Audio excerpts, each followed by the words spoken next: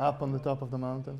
And this was closer to, we were like closer to the city. We were almost back to the car. And, Yeah. and we, When but the steps were, Yeah, where yes. the steps You are, go right? up. Right, Yes, yeah. yes. And, Beautiful place. and he found an Israeli. Yeah, sure. Yeah, And so he's got to stop and talk to the Israeli. yeah sure. And I'm like, how do you do that? You Israelis like have this like sense. You're like a magnet. You can find True. an Israeli So, anywhere. You remember our conversation about fireworks and weddings? That was us, right? And we're talking about weddings, and you said it Yes. wasn't very expensive. Yes. So yes. usually I don't travel in advance when we travel. I plan a little bit, but then I'll say we'll drive and we'll find where to sleep, and you have internet and apps, and so we landed up in the south of Italy, and then we drove to Amalfi. And I told Shelly and the kids 4 years ago, I told them we'll find a place to sleep. Okay. I was going online and couldn't find anything. Everything was booked, and I drove up to where those steps are, and they have a tourist center, and I went into the tourist center and said, look, it's 7 p.m. Can't find a place to sleep. So she told me, look, it's a challenge because there's a Russian oligarch. His son is getting married here tonight. They bought everything, booked everything from, Amalfi. The cost is booked for 2 nights now. You can't find anything. Oh, she said, but I have a friend. She might have an old house in where she lives that you might be able to. So she found a house for us, which had an amazing terrace. Wow. Overlooking, there's an old church going down the mountains, really old one. His wedding was in their new amphitheatron and 2 homes away from us. So there was an opera singer, Oh wow! so we can hear everything. Oh my gosh! And the opera went for about 45 minutes with a fireworks show coming out from this old church. Wow! So we're standing, out on the balcony and just enjoying that. Wow! Yeah, I love Amalfi. It's amazing. That's. Well, I just read yesterday in the Sunday New York Times, about 8 years ago now, before the Arab Spring, we went to Jerba, and we went to Tunisia and Jerba, because Moshe hadn't been back to Tunisia in 46 years at that time. And Jerba is one of my favorite places in the world. But I just read an article that what's saving, tourist-wise, what's saving Tunisia and Jerba are the Russians. That they made an extensive thrust for Russian tourists. And that's saving them because the Europeans are more afraid of going there. Yeah. And so the Russians are. Yeah, which was interesting because when we were in Jerba, they don't get Americans. Americans do not go to Jerba. Yeah. And so when we would go in these little towns, they could speak English, but they would ask me where I was from because they just couldn't figure out, because they would never say United States. So they would just never, because they didn't see people from the United States. So they would guess, Europe or France or Sweden, and so Germany. Hey, Leslie? Yes. Are you guys ready to go? Yes. Okay. Are we using the teleprompter? Yes, we are. Okay. Oh, yeah, I gotta get that up there for you. So am I better on like this or like that? Well, you can move. Okay. You are allowed to move. Yeah. It's funny that you say that because I just wrote about watching people's nonverbal communication at the Senate hearings that are starting this week, with Comey, to watch their nonverbal. Are they sitting forward? Are they sitting backward? Are their legs crossed? Where are their hands and all of that? So it was funny when you just said that. But I would say be comfortable. Yeah. And you can move. Okay. Okay. Sure. Okay. Let's see if this is. All right. So I'm going to get everything recording. There we go. Okay. Okay. So you're able to see the teleprompter? I am. Okay, perfect. All right, we're going to actually hold on. Okay. So that's a school setting, and students work here as well? They only rent this from, no students work here, but they just rent this from them. So they're in the space. It's not like a school program where students can do stuff here. No, I wish they did. I don't know why they don't. I really wish they did, but Okay, so I have, oops, it started. That's not supposed to start. Hold on. okay. Okay, so there's 5 extra seconds on the clock. So I'm gonna push start. You're gonna watch it count down Okay. to the 26, and then Okay. you can start going. Okay. I'm going to get this up a little bit. Okay. Oops.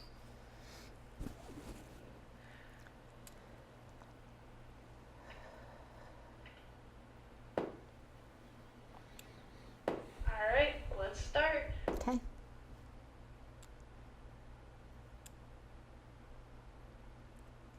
Welcome to Forum 360 on Fusion, your PBS channel. This is Leslie Ungar, your host today. Thank you for joining us on our global outlook with a local view.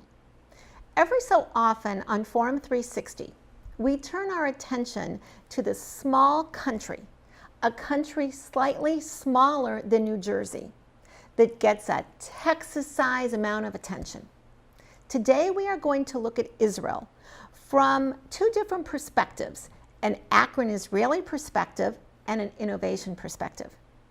Israel is the only democracy in the Middle East, a country with no oil, but a country that developed the cell phone, voicemail, cardiac defibrillators, and instant messaging. Often referred to as the startup nation, today we will hear about one of those startups that is starting up here in Akron, Ohio. We welcome Eran Arden, founder and CEO of an Israeli company called Tomako, leading the evolution of play therapy through innovative gaming for children in need or with special needs, which we're going to find out what that means in just a few minutes. Welcome, Eran, to our show. Hi, Lizzie. Thanks for having me. So first I have to ask you about you, okay? If you go to LinkedIn, Yep, it will tell us that this is not your first endeavor as an entrepreneur, sure.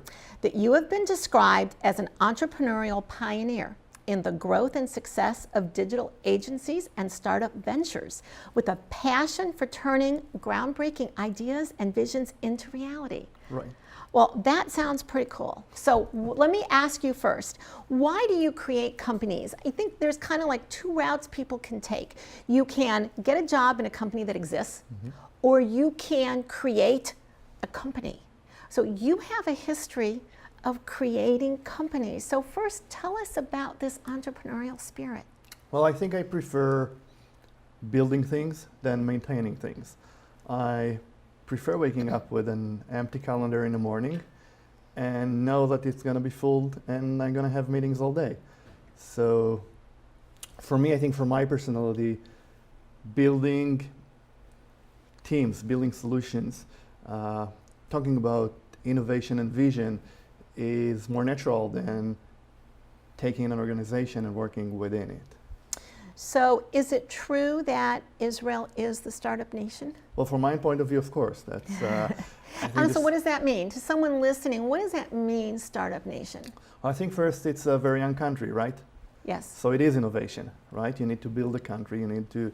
So I think we're all innovative from within. We need to wake up in the morning and think about what we're building. What is the next thing that we need to build? We need to form. How do we make Israel a better place? That's and it's something that I think we learn and we expect our kids to learn, and it's part of the language we use. And I think that that's why you see more entrepreneurs and more innovation coming from Israel. It's part of our DNA. It's part of what we have to do to survive, and I do believe it belongs to our personality, and we like it. Well, now, you just said part of your language. Right. So the other day I was doing a program where I use horses to teach people about their communication skills. And one of the participants said, I'm going to drive that horse down. No, I'm going to push that horse down the pasture. Yeah. And I said, look at your language. Are you really going to push a 1,500-pound animal? And he said, well, I'm going to drive. And that's entirely different. So when you said the language of entrepreneurship, can you give us any examples to you of the, whether it's the verbal language, the nonverbal, what's the language of entrepreneurship? So first, when you're talking about entrepreneurship and we're talk with your team, you need to understand that these are not your goals, right? It's everyone's goals in a company. And you can do things together, you cannot do it by yourself. So most of the conversation is usually empowering about vision and not about doing. I find it kind of difference between the language I work with here than the language I would use in Israel.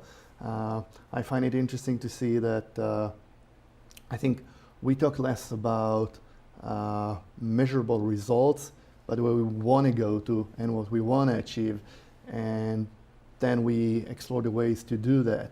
And I feel that here I need to be more accurate, but you know, that's not how I grew up, and that's not my basic personality.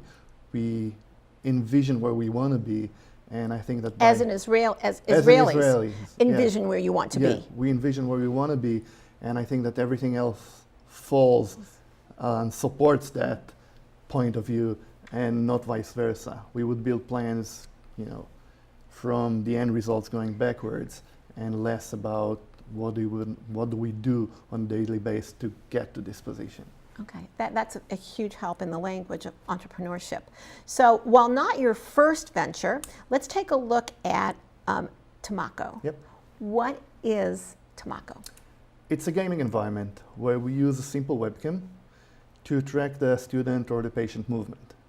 So when you say gaming, Yep. you're not talking about like video games, or just for the sake of playing video games, or gaming So you like play- sports games. Yeah, so you do play video games. Okay. Those are video games in front of a computer, and everything was designed by an occupational therapist. So she was trying to use the existing gaming platform, Wii and Kinect, to track the student or the patient movements. And what she found, that if you work with a special needs child that needs to develop motor, cognitive, and communication skills, those platforms are great as a gaming environment, but they cannot support or not good enough to meet the task at hand. So she designed her own platform. So the task being, so give me an example here. Your end goal for a child using Right. Tamako and gaming, the end result is what? So let's talk about building writing skills. Okay. There's a lot of occupational therapy and physical therapy work within it. For example, crossing midlines, right? You need to cross your midlines. Even if you want to turn a page or you just want to write, you need to build your pencil grasp and be, in order to be able to write. All those goals would start with building muscle tone and then working on fine motor skills or crossing midlines. We have about 300 activities motivating basically the student to work on those skills, because we don't like working, right? We don't like practicing.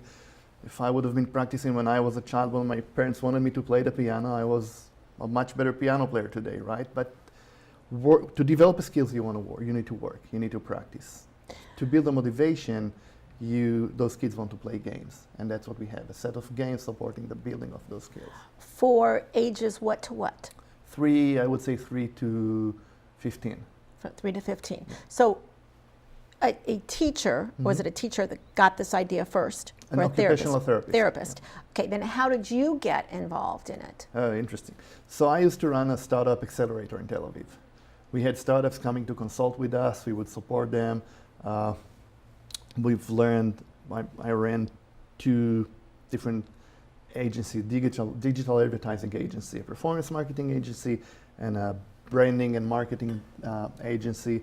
And startups came to us because they wanted us to help them design their solution, introduce them to our clients, but they couldn't pay. Because a startup in the beginning doesn't have the funds, right? And even if you have the funds, you want to use those funds to move forward as much as you can. And if you can have your website built or your strategy designed by giving equity, then it's a way to save your funds. So it was a service for equity accelerator, but we also invested in some of the companies. Timoko, Sarit, the occupational therapist that came with the idea, and Shai, he's our chief technology officers, came to us because they wanted us to invest and be in the accelerator. So you start this in Israel, in Tel Aviv. True. Okay, with beautiful beaches. Right. So it must be hard to go to work some days. Okay, Well, can always go to the beach after work. after work. Okay, so you start this in Tel Aviv. Then why and how the connection from Tel Aviv to Akron, Ohio? So one of my friends had the business card of Don Pasquale, the former mayor of Akron, on his desk. I just took a picture of the card, sent him an email to the mayor, got a reply, and I met Don in Israel. And Don invited us to come to Akron, and I came with Sarit, the OTs that founded the company, and we had 3 days of meeting from 7:30 in the morning till the end of the day, meeting with Akron children, the public schools in the area, potential investors, Cleveland Clinic, and that's how we fell in love with the area. So first, let's just start there. So it probably wasn't your first time in the States. True. When you came. True. But you come to Akron, Ohio. Usually, it's New York, it's Miami, Right. it's LA. Usually Akron's not at the top of someone's list for visiting the States. You come to Akron, Ohio. Can you remember what some of your first impressions were the first time you came to Akron? Yeah, sure. I think the openness of the people around here, the willing to help, the support we received was amazing. That was the first. Secondly, I think that if you're a startup dealing with communication and marketing, yes, New York and the Bay Area, security would probably be the places you want to be located in. But if you're in education or health, and there is a limited fund of money or budget you have, locations like Northeast Ohio will give you a peace of mind to build a startup with the opportunity of having a great network, great partners, and clients in the area. And then you start here and you can grow to the rest of the US. So how do you define a child in need or a child with special needs? Or do you not do that? It doesn't matter to you, or do you need to define the need part of a child? No, so we don't define the need. We're a tool to help occupational therapists, physical therapists, and speech when they work with a child. They define the need, and we provide a supporting system. It's actually a very interesting story because when we were working in Europe and Israel, we saw a different type of usage in our platform compared to OTs, or occupational therapists and speech therapists, and physical in the US. Here, the system works on IP, individual educational plans.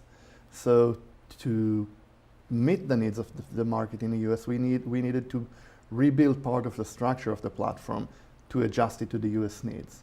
So, well, that leads me to my question: is your customer, anyone in any profession has like their perfect customer, client, patient, guest, whatever you want to call them. Is your perfect client an individual family, or is it a larger body like a school system or the Cleveland Clinic, or an institution? So who is an ideal client for you? So our ideal clients are school districts. Most of the occupational therapy and physical therapy work in the US is done in the schools. So we work with them in the school district and the teachers in the schools. That would be our dream client. Your dream client, yes, as we all have. Today we are talking about Israeli innovation, and we are learning about Tamako, a company that chose to come from Tel Aviv to Akron, Ohio, because of a connection with Aran Arden and the CEO. So stay with us for the remainder of the story.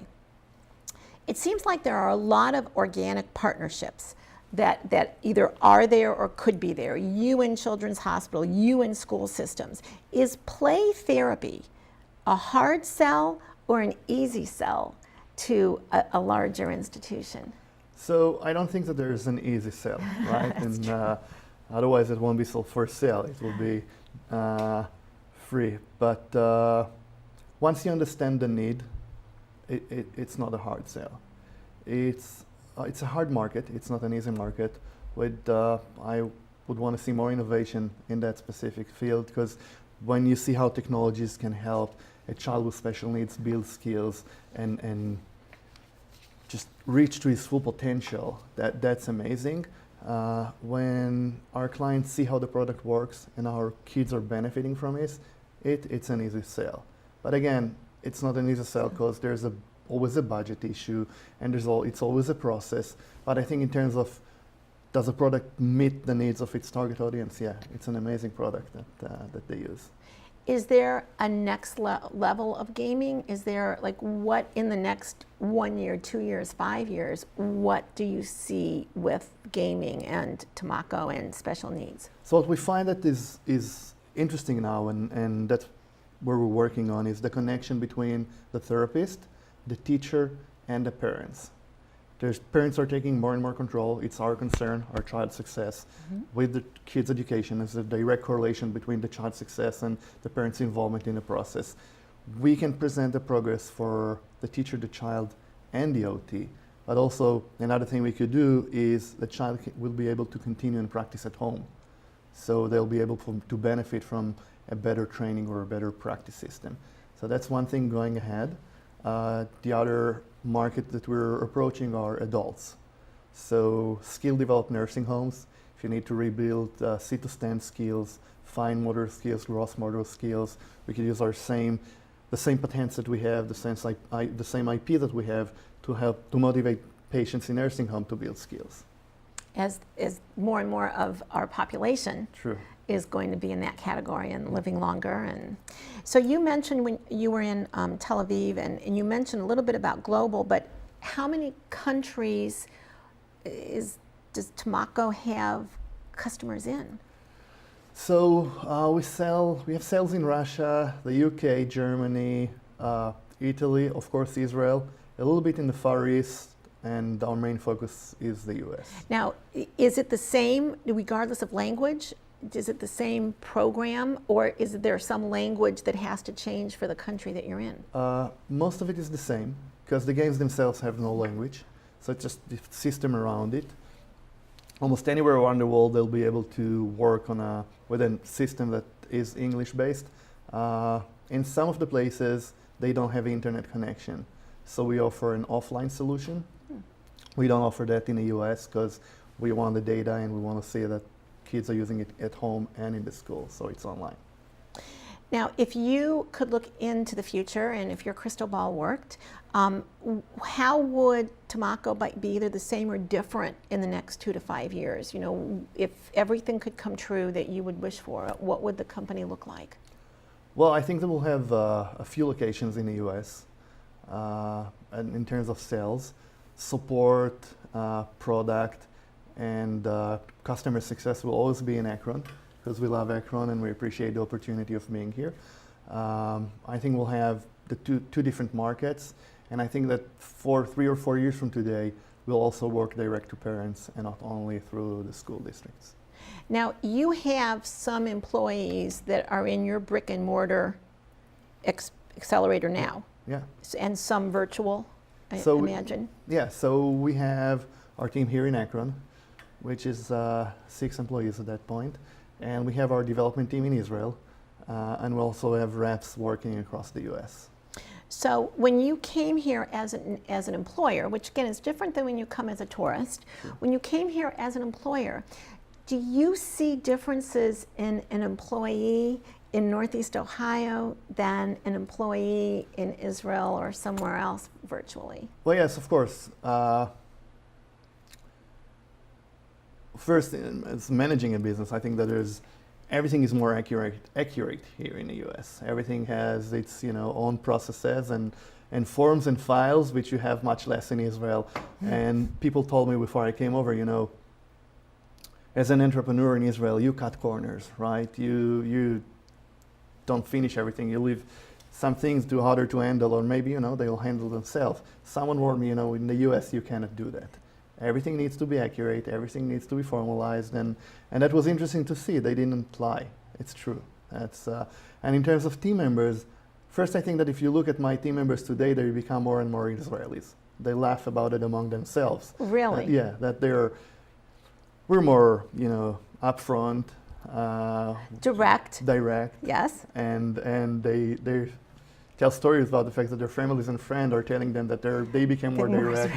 And so I think it's a combination of me becoming more Americans and maybe them becoming more Israelis, and they also work with the team in Israel, which is a great cycle because the company is almost open 24 hours a day. We work in Israel, they work in Israel. Practically they wake up when we go to sleep, and we have a few hours in the morning that we can communicate with them, and then we meet the other day. I think team members here have a great collaboration between the team members. You need to be more accurate with what you want to see, and I think a little bit more guiding along the way.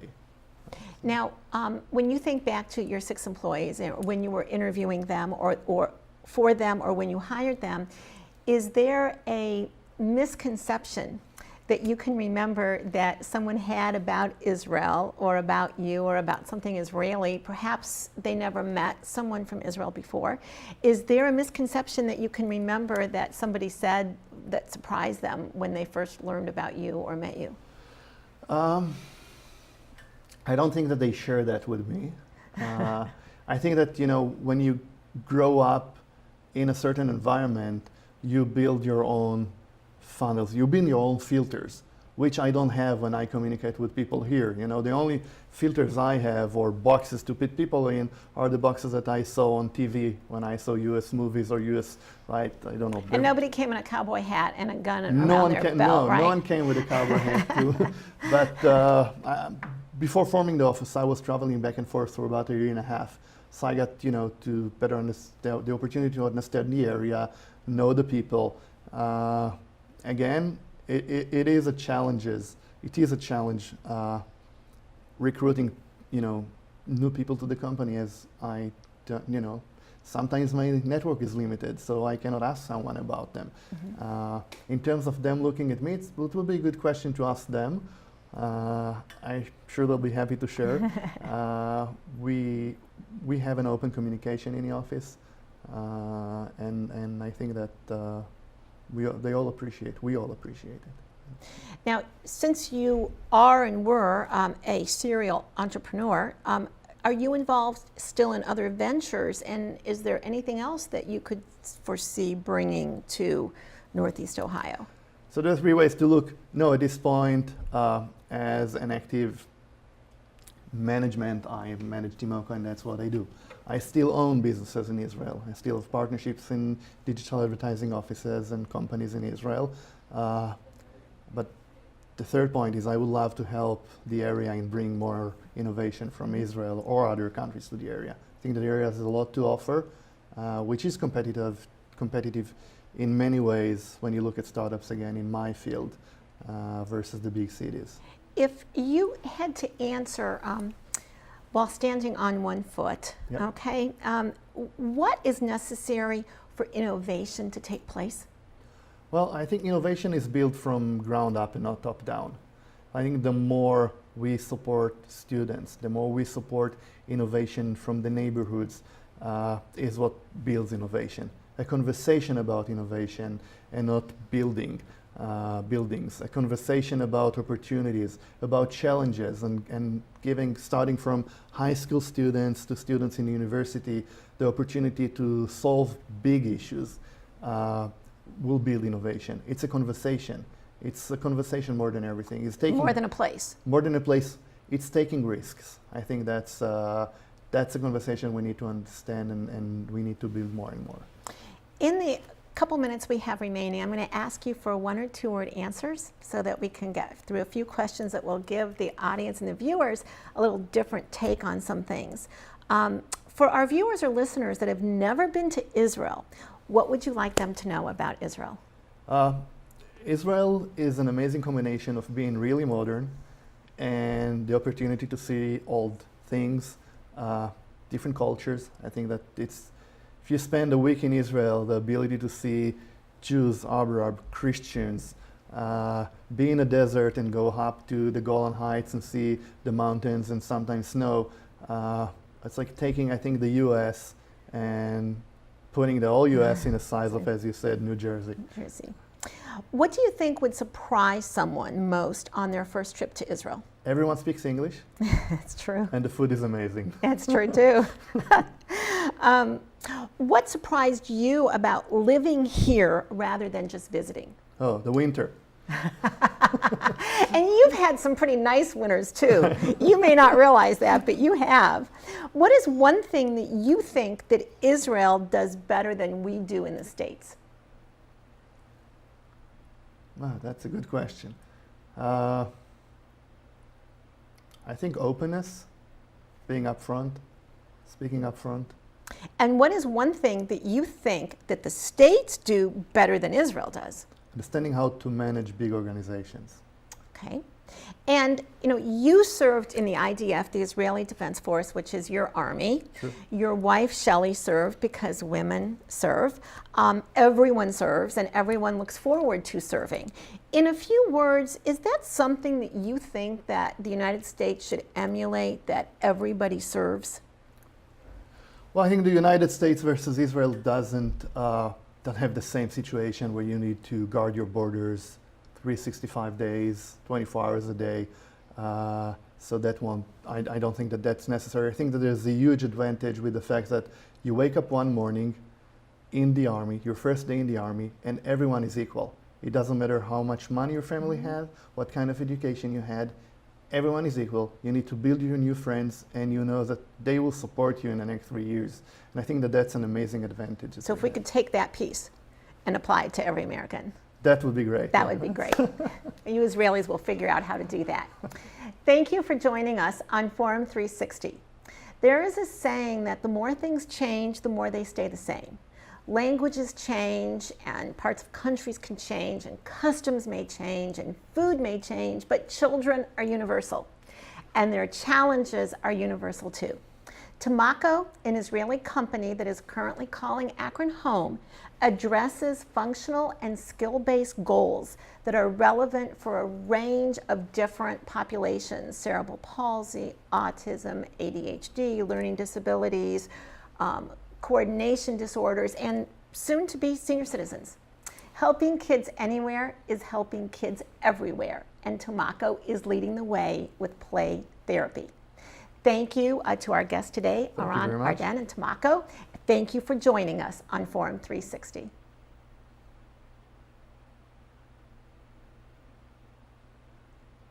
All right, Leslie, you're good. Good. Thank you very much, Leslie. Thank you very much. Let me get a picture. I'm going to get undone. I don't need to get undone. Let me just get a picture. I don't want to have a picture. And